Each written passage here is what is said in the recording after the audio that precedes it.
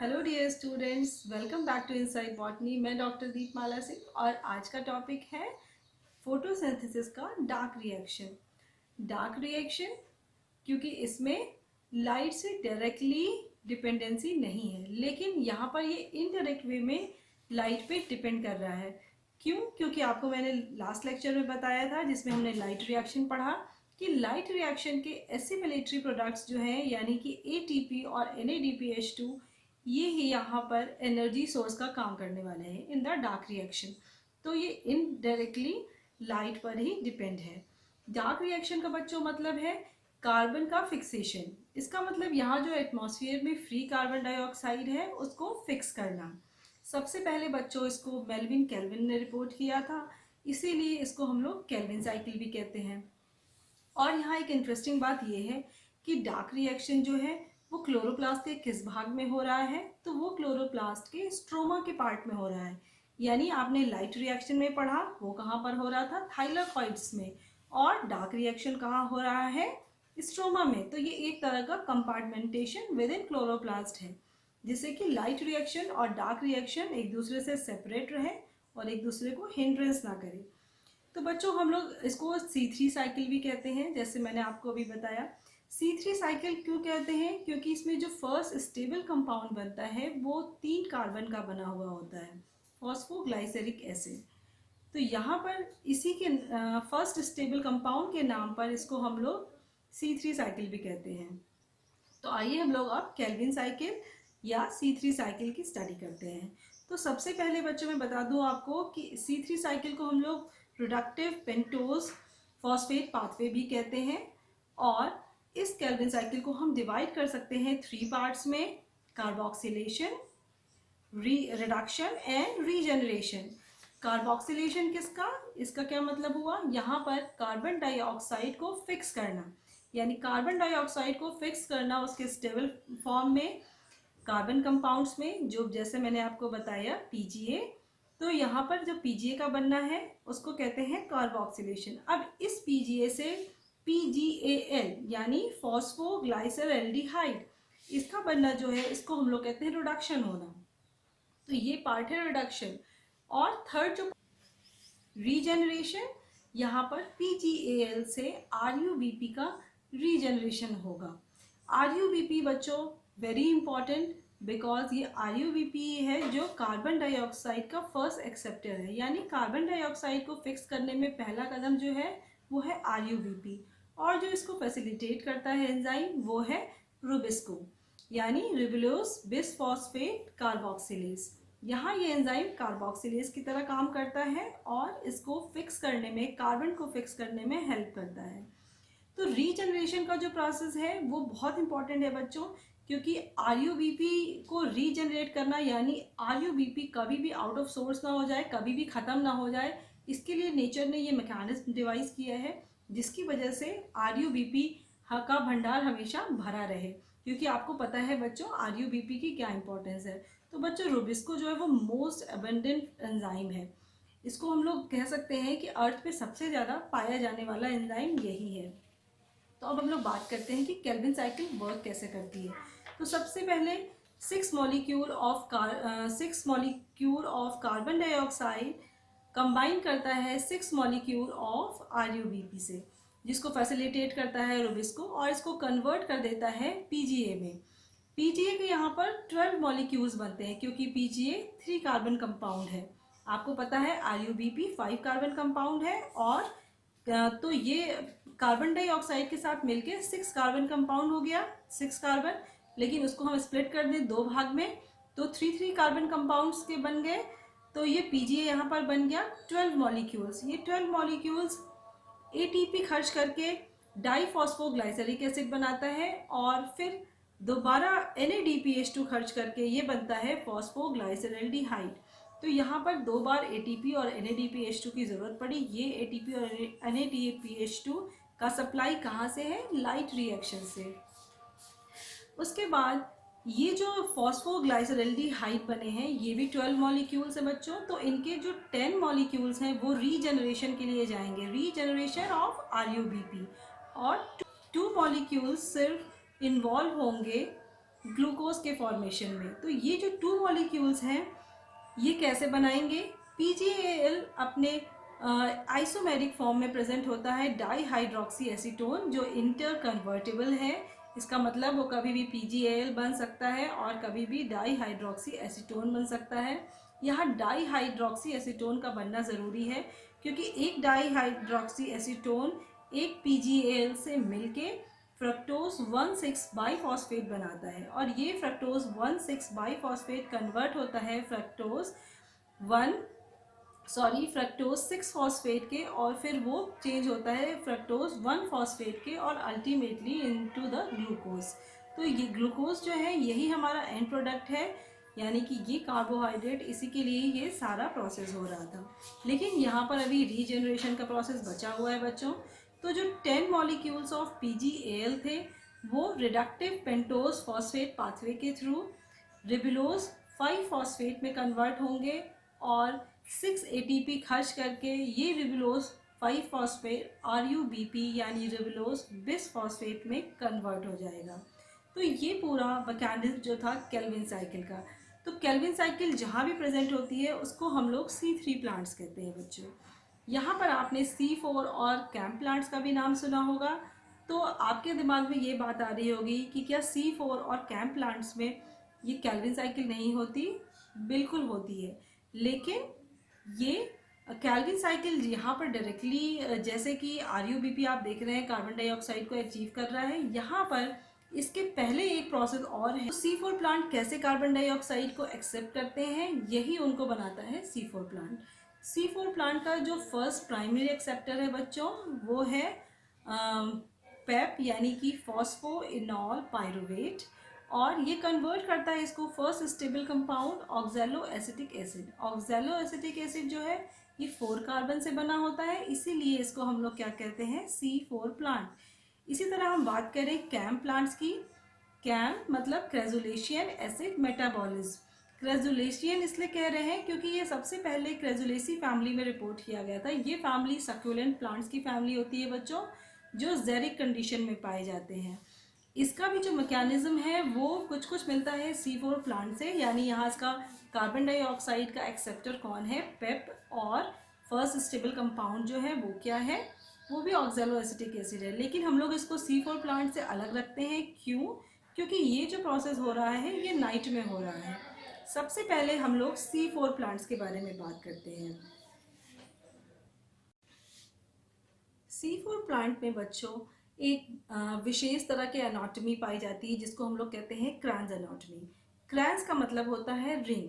यहाँ पर bundle sheath cell जो है वो नॉर्मल बंडल शीथ सेल की तरह नहीं है, बल्कि बहुत बड़ी बंडल शीथ है और एक रिंग के फॉर्म में वो वैस्कुलर बंडल के चारों ओर प्रेजेंट है। इसीलिए इसको हम लोग एक रिंग कह रहे हैं, यानी क्रैंस एनाटॉमी। ये नॉर्मल प्लांट्स में वैस्कुलर बंडल सेल्स बहुत छोटी होती हैं, लेकिन यहाँ पर वैस्कुलर बंडल सेल्स बहुत बड़ी हैं। प्लस इसमें एक और डिफरेंस है, इसमें क्लोरोप्लास्ट प्रेजेंट है। और ये क्लोरोप्लास्ट कैसे हैं बच्चों? ये लार्ज इन साइज हैं, और इसमें जो ग्रैना की बात अगर हम करें तो वो बहुत ही पुअरली डेवलप्ड है या नियरली एब्सेंट है। और अगर हम बात करें मीजोफिल सेल्स की, जो नॉर्मल मीजोफिल सेल्स हैं, तो मीजोफिल सेल्स बच्चों बिल्कुल नॉर्मल सेल्स हैं और उसमें जो क्लोरोप्लास्ट प्रेजेंट है वो स्मॉल साइज के क्लोरोप्लास्ट है in comparison to bundle cells के क्लोरोप्लास्ट है बच्चों। ये नॉर्मल है और इसमें ग्रैनम वेल डेवलप्ड है। अब आप यहाँ पे ध्यान देने की चीज़ ये है कि जब यहाँ ग्रैनम वेल डेवलप्ड है इसका मतलब ये इक्विप्ड है लाइट रिएक्शन के लिए, जबकि बंडल शीट में जो क्लोरोप्लास्ट है वहाँ पर ग्रैनम इल डेवलप्ड है, यानी ग्रैनम नहीं है, ना कि ही बराबर है, तो वो इसके लिए इक्विप नहीं है, यानी लाइट रिएक्शन बंडल सेल्स पे नहीं हो सकता है। तो बंडल शीट सेल का फिर उसके क्लोरोप्लास्ट का क्या योगदान है? उसका क्लोरोप्लास्ट सिर्फ केल्विन साइकिल में पार्टिसिपेट करता है। तो बच्चों यहाँ पर एक कंपार्टमेंटेशन हो जाता है by the dimorphism of chloroplast. Dimorphism मतलब 2 तरह के क्लोरोप्लास्ट, लार्ज और स्मॉल, वेल डेवलप्ड और इल डेवलप्ड। तो इसकी वजह से यहाँ पर एक कंपार्टमेंटेशन हो जाता है। इस कंपार्टमेंटेशन की ज़रूरत क्यों पड़ी? क्योंकि ज़्यादातर C3 प्लांट्स में एक प्रॉब्लम रिपोर्ट की जा रही थी जिसको हम लोग वॉरबर्ग इफेक्ट भी कहते हैं, क्योंकि सबसे पहले इसको ऑटो वॉरबर्ग ने डिफाइन किया था। तो उसमें ये प्रॉब्लम आ रही थी कि जब लाइट रिएक्शंस बहुत अच्छे से हो रहे थे, यानी खूब लाइट पीक पे मिल रही है उन्हें और लाइट रिएक्शन बहुत बढ़िया से परफॉर्म हो रहे हैं, तो उसमें एसिमिलेटरी पावर बन रही है, सब कुछ वेल एंड गुड हो रहा था, पर उसमें ऑक्सीजन की मात्रा भी बहुत ज़्यादा बन रही है, क्योंकि आपको पता है ऑक्सीजन ढेर सारे बन रहे हैं लाइट रिएक्शन से, तो वो ऑक्सीजन वहीं सेल्स में एक्यूमुलेट होने लगे। और जब वो एक्यूमुलेट होते जा रहे हैं सेल में, तो ऑक्सीजन की जो टेंडेंसी है वो आरयूबीपी से एफिनिटी रखता है। इसका मतलब वो आरयूबीपी को अपनी ओर अट्रैक्ट करता है। और आरयूबीपी जो है, अब उसके पास चॉइस हो गई है कि वो कार्बन डाइऑक्साइड के साथ बाइंड करे या ऑक्सीजन के साथ। चूंकि ऑक्सीजन की एफिनिटी ज़्यादा है तो वो ऑक्सीजन से बाइंड करने लगता है। तो ये जो प्रॉब्लम आ रही है प्लांट के लिए, ये क्या हो रही है, प्लांट को खर्चीली साबित होगी। क्योंकि आपको पता है आरयूबीपी की क्या इंपॉर्टेंस है, कार्बन डाइऑक्साइड को फिक्स करना, जैसा कि हमने C3 साइकिल में देखा था। तो यहाँ पर इस प्रॉब्लम को कॉम्बैट करने के लिए C4 प्लांट ने क्या मैकेनिज्म अपनाया, उन्होंने कंपार्टमेंट बना दिए। आप लाइट रिएक्शन बिल्कुल अलग जगह पर होगा और डार्क रिएक्शन बिल्कुल अलग जगह पर। डार्क रिएक्शन अलग जगह पर स्ट्रोमा में हो ही रहा है और वो बड़े वाले क्लोरोप्लास्ट में हो रहा है, वहां पर आरयूबीपी प्रेजेंट है। तो आरयूबीपी को नॉर्मल क्लोरोप्लास्ट में प्रेजेंट होने की ज़रूरत नहीं है और वहाँ पर केल्विन साइकिल नहीं यूटिलाइज हो रहा है। तो अब क्या होगा, इन्होंने क्या किया, ये कंपार्टमेंटेशन कर लिया ओवरकम करने के लिए। दूसरा इन्होंने क्या किया कि कार्बन डाइऑक्साइड को, चूंकि मीजोफिल सेल्स में ही पहले कार्बन डाइऑक्साइड रिसीव की जाएंगी, तो उसको कैसे पहुंचाया जाए बंडल शीथ सेल तक। तो इसके लिए इन्होंने कार्बन डाइऑक्साइड सबसे पहले फिक्स होगा ऑक्सैलो एसिटिक एसिड में, और ये ऑक्सैलो एसिटिक एसिड चेंज होगा इनटू मैलिक एसिड या मैलेट में। ये मैलेट बच्चों परमिएबल है जाने के लिए बंडल शीथ सेल में। तो जब ये बंडल शीथ सेल में जाएंगे, वहां पर क्या होगा, मैलेट अगेन ब्रेक डाउन होगा और पायरुवेट में और कार्बन डाइऑक्साइड में स्प्लिट हो जाएगा। तो वहाँ कार्बन डाइऑक्साइड रिलीज हो जाएगी और वो आरयूबीपी को ईजिली मिल जाएगी। तो इस तरह से वहां पर केल्विन साइकिल इजीली चल सकती है। हाँ, ये अलग बात है बच्चों कि इसमें 12 एटीपी का एक्स्ट्रा खर्चा आता है। यानी अगर हम C3 साइकिल की बात करें तो उसमें 18 एटीपी खर्च हो रहे हैं, तो यहाँ केल्विन साइकिल भी है तो 18 एटीपी तो खर्च होने ही होने हैं, प्लस यहाँ एडिशनल 12 एटीपी खर्च हो रहे हैं। लेकिन जब बात ऐसी लाइफ सेविंग मैकेनिज्म की हो, तो ये थोड़ा बहुत खर्चा तो प्लांट को बर्दाश्त करना ही पड़ेगा। क्योंकि आप भी जानते हैं बच्चों कि थोड़े खर्चे में अगर ज़्यादा फायदा है तो क्यों नहीं। इसी तरह अब हम बात करते हैं कैम प्लांट्स की। कैम प्लांट्स ने क्या मैकेनिज्म डिवाइस किया है, क्योंकि बच्चों मैंने आपको बताया कैम प्लांट्स वो सक्यूलेंट प्लांट्स हैं जो जेरिक कंडीशन में रहते हैं। जेरिक मतलब ड्रॉट वाले कंडीशन में, डेजर्ट में, मरुस्थल में, वहाँ पानी की बहुत कमी होती है। तो बच्चों डे टाइम में ये अपना स्टोमेटा ओपन नहीं रख सकते। अगर ये अपना स्टोमेटा ज़्यादा ओपन रखेंगे तो क्या होगा, ट्रांसपिरेशन के द्वारा इनके अंदर का जो पानी इन्होंने स्टोर कर रखा है वो ज़्यादा से ज़्यादा इवेपोरेट हो जाएगा, बाहर चला जाएगा, ट्रांसपिरेशन का प्रोसेस हो जाएगा। और कोई भी प्लांट ऐसी स्कैर्सिटी ऑफ वाटर के समय में ये नहीं चाहेगा कि उसका वाटर लॉस हो। To prevent water loss they close their stomata during day time. तो फिर ये क्या करेंगे, जब डे टाइम में इन्होंने स्टोमेटा बंद रखा है तो कार्बन डाइऑक्साइड भी नहीं आ पा रहा है। तो इसके लिए इन्होंने जो मैकेनिज्म अपनाया है उसको हम लोग एसिडिफिकेशन और डी एसिडिफिकेशन कहते हैं। एसिडिफिकेशन मतलब एसिड का बनना। ये प्रोसेस कब होता है, एट द नाइट टाइम।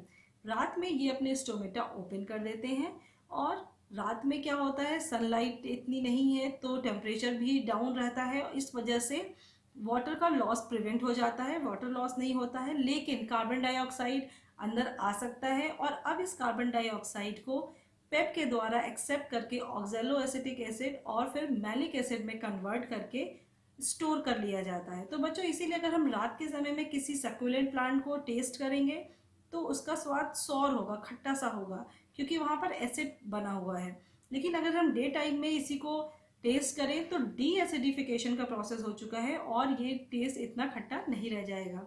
अब ये डी एसिडिफिकेशन का प्रोसेस क्या होता है, रात में इसको स्टोर कर लिया गया, डे टाइम में जब लाइट आई और जब लाइट रिएक्शंस हुए और एसिमिलेटरी पावर बनी, तब जाके केल्विन साइकिल को चलाने के लिए सफिशिएंट एसिमिलेटरी पावर्स हुई। और वो एसिमिलेटरी पावर्स केल्विन साइकिल को रन करने के लिए यूज़ की जाएंगी। केल्विन साइकिल के लिए चाहिए कार्बन डाइऑक्साइड, तो जो मैलिक एसिड रात में वैक्यूल में स्टोर किया गया था, अब वो वैक्यूल, अब उसको क्या करेंगे, उसको अब वो कार्बन डाइऑक्साइड और पायरुविक एसिड में अगेन चेंज हो जाएगा। फिर पायरुविक एसिड बच्चों आपको पता है कि रिवर्स ग्लाइकोलिसिस के द्वारा स्टार्च में चेंज हो जाएगा, और जो कि रिजर्व फूड मटेरियल भी है। और यहाँ पर कार्बन डाइऑक्साइड जो क्या है, कार्बन डाइऑक्साइड चला जाएगा केल्विन साइकिल में। तो इस तरह से इनकी केल्विन साइकिल बिना बाधित हुए चल सकती है। तो ये एसिडिफिकेशन और डी एसिडिफिकेशन का सहारा लेते हैं। लेकिन अब बात आती है C3 प्लांट्स की, जहाँ पर मैंने आपको बताया कि ऑक्सीजन की वजह से बहुत लॉस हो रहा है। तो क्या C3 प्लांट्स के पास कोई मैकेनिज्म नहीं है इससे निपटने के लिए? उनके पास भी मैकेनिज्म है, हालांकि वो इतना इफिशिएंट नहीं है। उस प्रोसेस को हम लोग कहते हैं photo respiration. Photo respiration process जो है बच्चों, नाम आपको इसमें रेस्पिरेशन वर्ड आ रहा है और साथ में फोटो यानी कि लाइट के समय में होने वाला रेस्पिरेशन। तो ये नॉर्मल रेस्पिरेशन से बहुत अलग है, लेकिन चूंकि इसमें भी माइटोकॉन्ड्रिया इन्वॉल्व हो रहा है और कुछ कुछ प्रोसेस फोटो रेस्पिरेशन जैसा ही है, इसीलिए इसको हम लोग फोटो रेस्पिरेशन कह रहे हैं।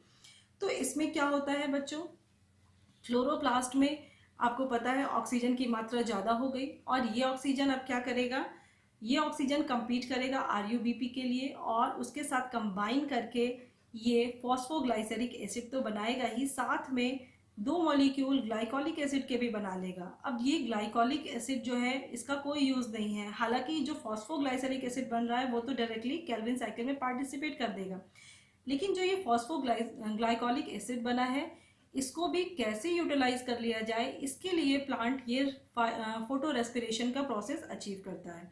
तो यहाँ पर ये ग्लाइकोलिक एसिड ट्रांसफर कर देता है पराऑक्सीजोम्स में, और वहाँ पर ये चेंज हो जाता है ग्लाइसिन में।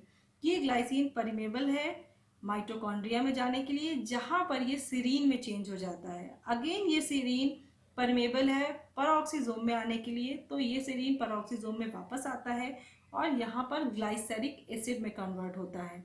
ग्लाइसेरिक एसिड कन्वर्ट होता है फॉस्फोग्लाइसेरिक एसिड में, वापस आके कहाँ पर, क्लोरोप्लास्ट में, और फिर ये फॉस्फोग्लाइसेरिक एसिड एंटर करता है केल्विन साइकिल में। तो बच्चों इस तरह से इसको भी यूटिलाइज कर लिया जाता है। प्लांट का जो फोकस है वो है मैक्सिमम यूटिलाइजेशन, नो वेस्टेज। इसी प्रोसेस पे चलते हुए प्लांट अपनी इफिशियंसी कुछ थोड़ी कम करके, लेकिन पूरा मैक्सिमम यूटिलाइज करता है RUBP को, फॉस्फोग्लाइसेरिक एसिड को, और ताकि केल्विन साइकिल चलती रहे। लेकिन ये जो फोटो रेस्पिरेशन का जब प्रोसेस होता है तो फोटोसिंथेसिस की ईल्ड ऑटोमेटिकली, बच्चों आपको समझ में आ रहा होगा कि कम हो जाती है। तो इस ईल्ड से कॉम्बैट करने के लिए ही C4 प्लांट ने क्या किया है, अपना अलग मैकेनिज्म डिवाइस कर लिया है। और कैम प्लांट्स तो आपको पता है उनके लिए तो वाटर ही सबसे बड़ी प्रॉब्लम है, तो उन्होंने उससे निपटने का भी एक अलग मैकेनिज्म डिवाइस कर लिया है। तो बच्चों आई होप कि आपको डार्क रिएक्शंस ठीक से समझ में आ गए होंगे। अगर कुछ प्रॉब्लम आपको लगती है, कुछ समझ में नहीं आया, तो आप मुझसे कमेंट सेक्शन में पूछ सकते हैं। आप जो बच्चे मुझसे व्हाट्सएप पे भी जुड़े हुए हैं, फेसबुक पे, वो मुझसे वहाँ भी पूछ सकते हैं। तो बच्चों आज के लिए बस इतना ही। आई होप आपको अच्छे से समझ में आया होगा। So take care, bye bye.